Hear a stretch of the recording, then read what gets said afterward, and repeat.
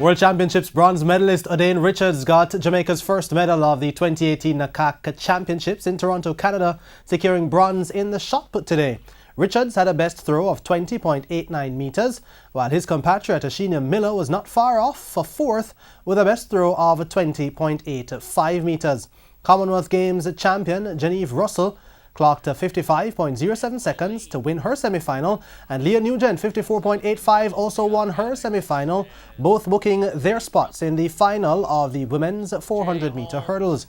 Ansert White qualified for the final of the 400-meter hurdles for men after clocking 49.56 seconds, while compatriot Sean Rowe also advanced after clocking 49.91 for third in his semi-final.